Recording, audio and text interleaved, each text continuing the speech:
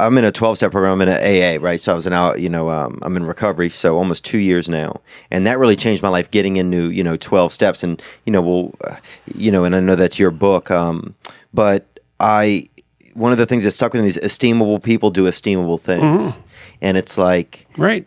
And it's like when you have that choice to do something... It's better than alcohol, man. Yeah. Yeah, and the funny thing is, if you're trying to stop drinking, you need something better than alcohol. And alcohol's pretty good. Yeah. So you better find something a lot better, man.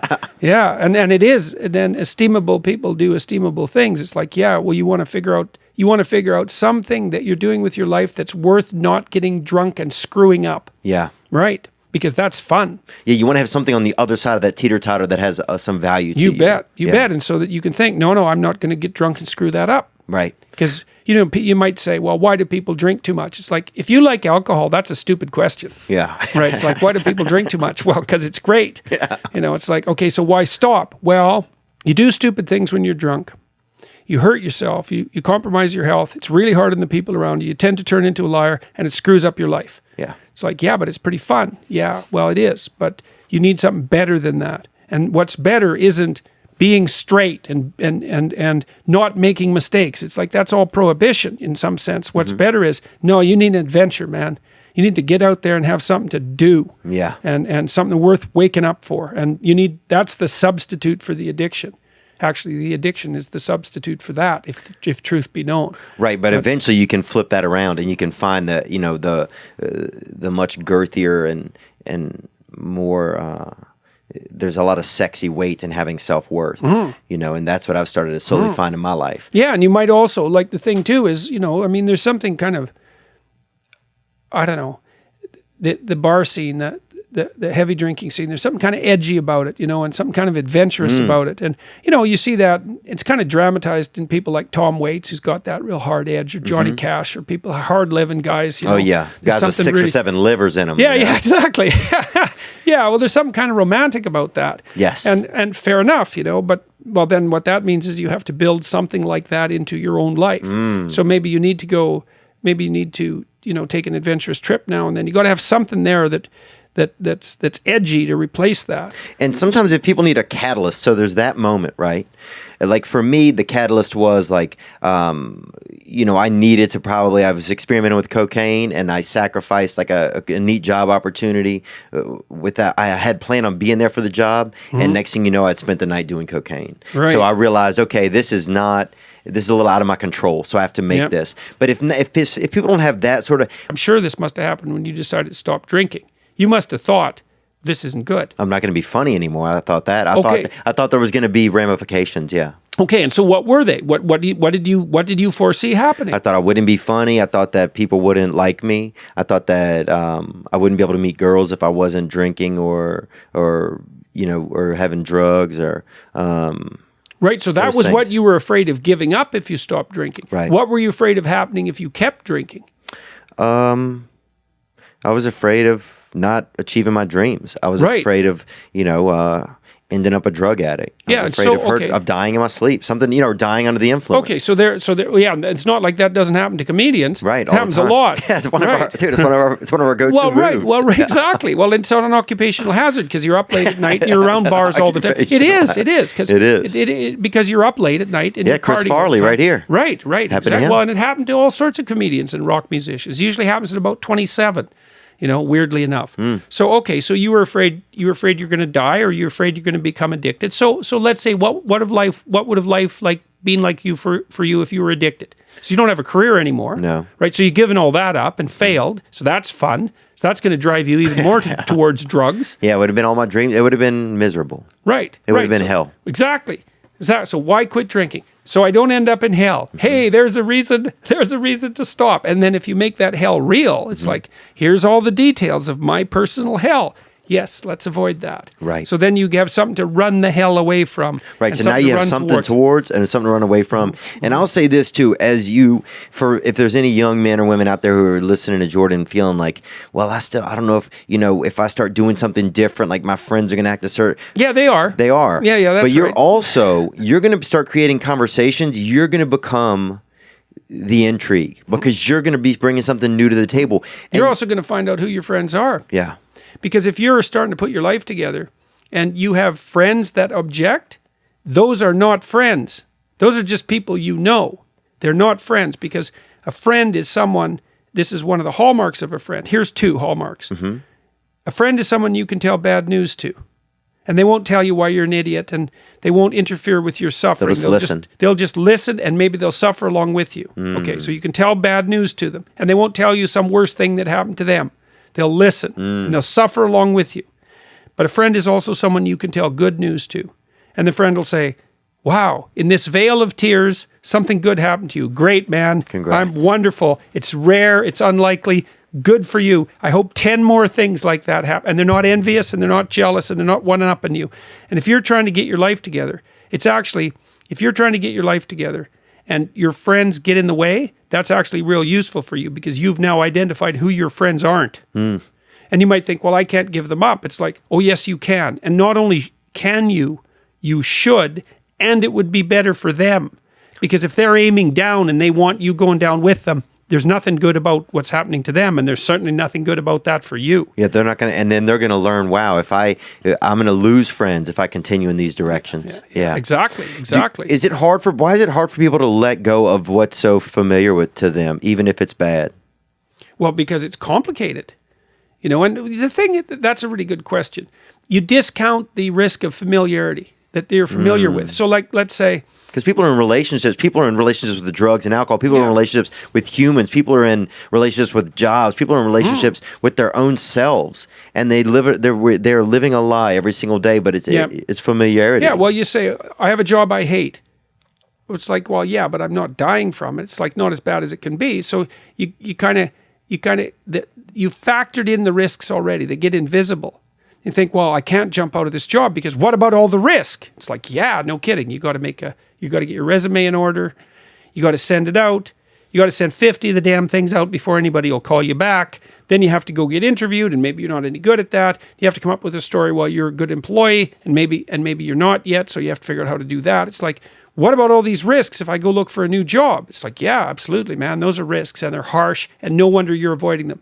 What about the risks for you to stay with this job you absolutely hate? Well, let's think that through. Okay, so I have this dead-end job. I hate it. I'm getting bitter. Where am I going to be in 5 years? I know where, because I've watched this with people. You're going to be just like you are now, except a lot more of what's good about you is going to be gone, and a lot more of what's terrible is going to be amplified. And you're going to be like, in 5 years, you're going to be 10 years older instead of 3 years older. Yeah. Right. And because it kills your spirit somehow. Oh, man. Yeah. So it's like, you think, oh my God, there's a terrible risk in pursuing this new job. It's like, yeah, there is a terrible risk. There's a terrible risk in you staying with your job right now. And so one of the things that's really, really freeing to understand is that you're screwed no matter what you do. There's no secure path forward. Give it up. It's risk everywhere. You think, oh my God, that's terrible. It's like, yes, except for 2 things. You can pick your risk. That's the first thing. So you get to pick your poison. That's something. And second, you're a lot tougher than you think. So even though there's risk everywhere, if you confront it forthrightly, what you'll find is that you can actually handle the risk. And that's the security. That's beautiful. And there's so much growth to be had right there when you realize how much, like there were times I was like, man, I could never be a sober person because I'm afraid of, I can't communicate with women, or I'm afraid to, stand around in a circle with tough guys without having like a beer in my hand, or like all these little crutches, I can't. And then I remember when I got like 90 days sober, I was just like, holy shit, man. Like it was like the first time I'd ever done something, like for myself, Yeah. And it just, man, it felt unprecedented. Yeah. Well, it was. It felt like I'd gone to the moon almost. How old were you when you started drinking? I don't know, probably like 17 or 16, kind of regular. Yeah. It was pretty basic, and I never did a bunch of it, But my biggest thing was just emotional sobriety. Like I was so drunk on my own insecurities and low self-worth. Well, alcohol really is a good drug for coping with anxiety. That's why people use it. So it does too. If you really like alcohol, it does 2 things to you. It makes you more extroverted and enthusiastic while you're on the ascending limb of the blood alcohol curve, which is why you have to keep drinking once you start. Because if you plateau, that goes away. So you got to keep drinking. Okay, so that's one thing. It makes you more enthusiastic and more full of positive emotion.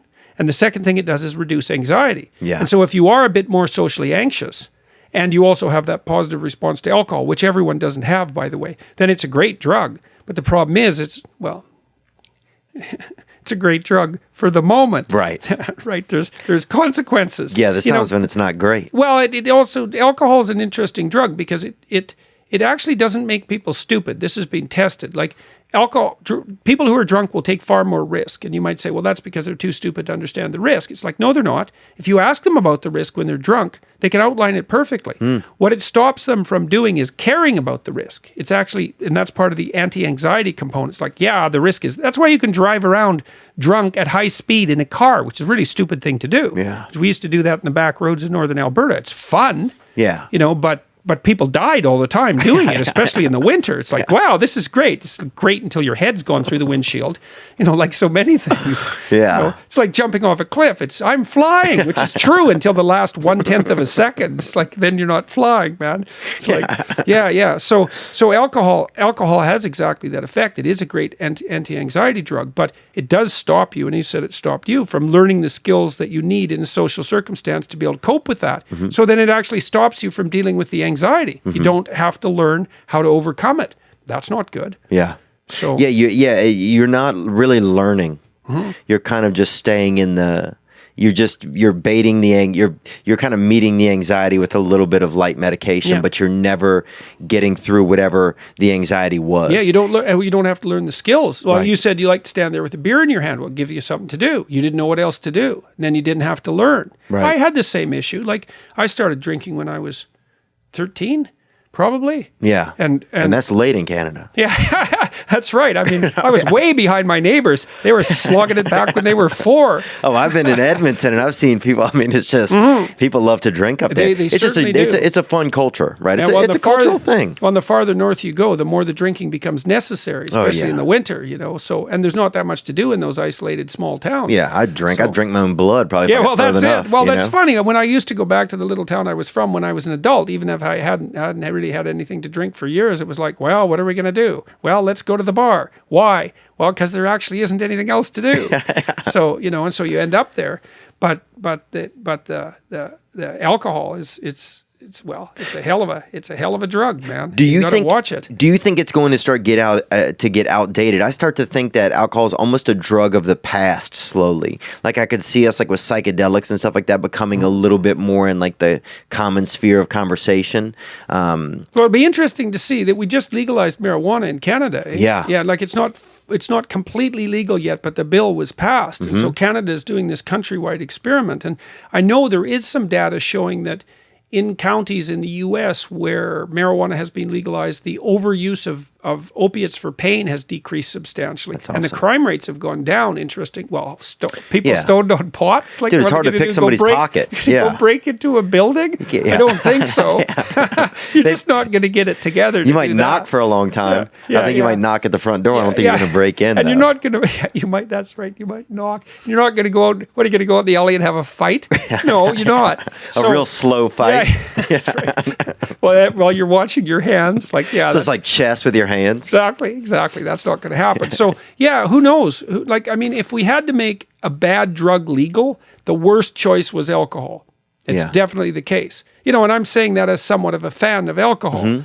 Me too. Yeah, I like it. But it's a bad drug, man. And is it also starting to become archaic as we get into drugs that are, people are using psychedelics more, where people are a little bit curious about drugs that make you think instead of drugs that make you not think. Right. Yeah. Right. Yeah. Yeah, because alcohol is kind of an escape into, it's not full unconsciousness, although it certainly can be. Yeah. But and alcohol also makes people aggressive. It's the only drug we know that actually makes people aggressive. So you see a massive effect on crime rates because half the people who murder someone are drunk. Oh, yeah. And half the people who are murdered are drunk. And you're most likely to be murdered by a family member. Yeah. So I've been joking with my audiences is like, well, if you really want to get killed, the best thing to do is go drink with a family member. So which is actually statistically true, which is terribly comical. It's like, go get drunk with your family if you want to die. Good evening, good afternoon, and other times. Thanks for watching that video you just saw. I mean, it was okay. But the next video you could watch could be way better. What if you watch a video right now that changes your life? Well, you could watch this one, or watch this one. Watch this one, watch this one, watch this one. Ah!